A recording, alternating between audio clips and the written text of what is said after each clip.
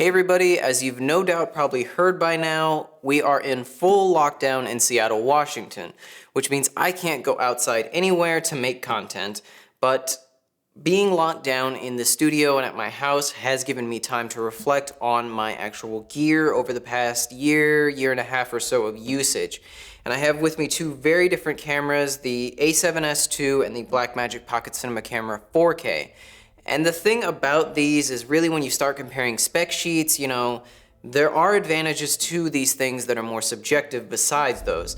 You could compare things like frame rates, bit depth, raw shooting, codecs, whatever, versus, battery life, versatility, more adaptability. Not having to rig this out isn't really something you're gonna see in the B&H listing versus something like this where it overheats or might have autofocus issues. Those are the things you just naturally experience over your shooting career. But what I've really noticed about this camera is that over all that time, it's really withstood a lot of the things I've put it through, and there's just so much I take for granted that I wish more people were aware of. So real quick, I'm gonna talk about the 4 extremely underrated features of the Blackmagic series of cameras.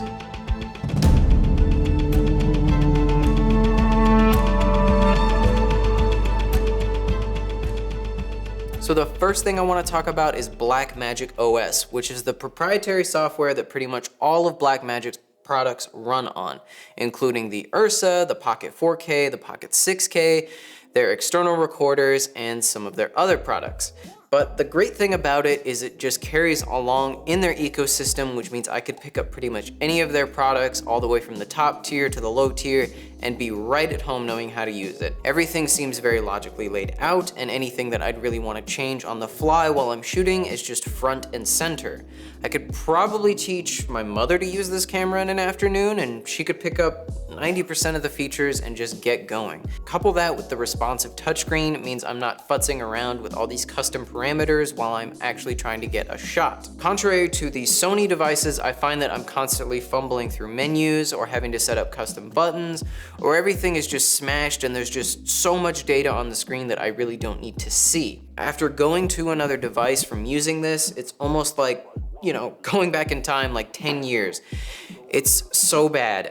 It's really bad. I know it's subjective to some people, but honestly, I just wish in 2020 that people could hop on board with having a touchscreen, just letting me change things that I commonly want to use, like peaking, picture profile, false color, zebra, all of that. If I'm in video mode, that should just be front and center. And if I'm in stills mode, then you should just be orienting that towards stills. Having everything front and center that shooters are gonna want to change out on the fly when they're actually doing things is just great. And I love having to not futz around through menus. So number 2 is the LUT management and burn-in system on this. And before you flood the comments with, oh, this camera has LUTs in it, and oh, that camera does LUTs, and this external recorder, and blah, blah, blah, I know that. But this camera, unlike most of the ones I've used on the market, I can't think of any off the top of my head, actually allows me to burn that LUT into the file. That's really nice, especially in body, which means I can hand off footage over to a client that's with my favorite color grade on it, and they don't have to deal with any of the headaches of pushing that color grade or dealing with log footage. So as a real world example, we currently have a client who doesn't want to deal with color grades. They just want to do a quick turnaround on about a week-long edit. So they are requesting the footage and I have to hand them off to it. And this does shoot in Rec 709 and extended video, which is kind of like Rec 2020 or hybrid log gamma. Now, I'm currently using my favorite LUT, which is the emotive color one that emulates the ARRI look in camera, and it's specifically tuned for the 4K and the 6K that we happen to be shooting on right now. It produces amazing colors, and I can simply just enable that LUT, enable burn-in, and then just instantly hand that footage off to the client. It's pretty simple. In fact, I just kind of had to put those files on the card, just import them as I would with maybe 2 touches. In addition to that, you can also sidecar the LUT file inside of here when you're handing off B-RAW footage. And what that essentially means is if you're taking the raw footage and your editor out there has a particular look they're going for, or you're handing this off to even a colorist, you could actually attach that LUT file in the Blackmagic RAW file and it will travel with it as it goes between your DIT to your editor, to your colorist, to another post house or whatever. Number 3 is the audio setup on these cameras. Especially when you compare this to this, you'll notice that this pretty much only, and like all cameras on the market, has a stereo TRS port, which means you can pretty much only use a lav or a shotgun or just something like that. Compare that to the Blackmagic lineup that has the mini XLR port with phantom power and a 3.5mm TRS jack. In addition to also being able to record both of those and use stronger, more powerful microphones, you can also split them, which is something I just cannot express how much this has saved me in the long run. A lot of my clients will specifically request 2 audio recordings during sit-down interviews or run and gun shooting or documentary work where I need 1 lav, 1 shotgun, 2 lavs, maybe 2 shotguns, maybe an external recorder and a shotgun, just any number of audio configurations dependent on my shooting scenario. This is all or nothing. I can only do 1 input. I realize you can get something like a left-right splitter, but then you can't change levels independently, whereas this, completely independent of one another. I can actually set the XLR to be a line input, and I can set the 3.5mm to be a mic, or vice versa. This means I don't have to carry an external recorder around with me, and while the preamps in it aren't necessarily the best, I would much rather take that over having to lug more audio gear with me on the shoots. And for most talking head interviews or corporate things, I'm not looking for incredibly high-end audio. And the fact that the audio on here is also just super easy to get to. When I need to change the microphone levels on here, if you don't have anything that's a custom menu set, you're pretty much just gonna be futzing around with menus unless you know exactly where to look. Compare that to the Blackmagic camera where I simply touch the audio meters, adjust my input monitoring mode, whether that's headphones or speakers, and adjust microphone input 1, microphone input 2, and call it a day. And number 4, I know you probably saw this one coming, but it's gotta be the Type-C input on these cameras. A lot of people don't really talk about storage as something that's evolving in cameras, primarily because right now with the hybrid DSLR market especially, it's pretty much all about SD cards. But the Type-C input is just something that's not specifically meant for cameras. That's a great thing because it's absolutely universal. When we first got this, I was relying on SD cards and CFast cards, but then I just walked down to the local office store and grabbed a portable SSD, plugged it in, and I was ready to go.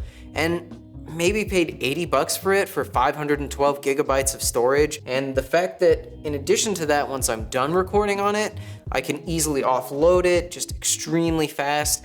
And more often than not, I'll be perfectly honest, I usually just end up editing off of it because what's the point? It's an extremely fast storage device. It's not really gonna be bottlenecked by the video files. And it'll be much faster than the mechanical hard drives that I'm more than likely offloading that footage to. And in addition to being cheap and very fast, it's also pretty much universal in the tech world now. Because Type-C adoption has been super fast, your cell phone has it, your laptop has it, your desktop probably has it at this point. If not, it at least has a USB 3.0 port. You could pretty much just plug it in anywhere you go. And the great thing about that is if you forget a cable or you're somewhere where you don't have a card reader or it's some fancy proprietary card, you're not gonna have to worry about having that card reader on you. So really, those were my ramblings about the 2 devices. And what I wanted to allude to when I was comparing these is the fact that when you actually look at spec sheets, they don't tell you the whole story. A lot of people on videography groups, film groups, media groups, whatever, will just say device A is better than device B because number is bigger than other number. In reality, there are a lot of things that go into these that you can't just put in a column and then compare side by side. And one of the things that I've noticed about using the Blackmagic ecosystem has been a lot of what I'm describing right now. The things that you don't see on paper. Because aside from the image quality that everybody's touting, there have been a lot of really big things about the usability of this device that have made the biggest difference in my day-to-day operation. One of the things most notably and overall I'm getting at is that I don't feel like I'm fighting these devices for when I'm actually trying to do a shoot. For instance, if I hire the guy who films with this and then I hire the guy down the street who films with the exact same camera, he might have it set up a completely different way. Whereas with this, it's pretty straightforward, and even if you set up all the custom buttons to do wacky things, I just know exactly how to get to 99% of what I need to. It feels like this camera was designed by somebody who actually uses cameras and it feels like this camera was designed by somebody who was told how to use a camera. But as always, we want to know what you think. Do you really care about menu systems? Do you really care about any of the features that we talked about in this device? Or do you really care about just what they offer to you with things like lens lineup, frame rates, resolutions, data rates, whatever, the empirical things? As always, hit up the comment section below because we're interested to know how you work on your shoots. And as always, if you're interested in videos like these, make sure to like, comment, and subscribe, and hit that bell icon to be notified of all of our future works. Make sure to follow us on all of our social media platforms, including skyfeatherstudios.com for all the latest in tutorials and industry news. But until then, we'll see you guys next time.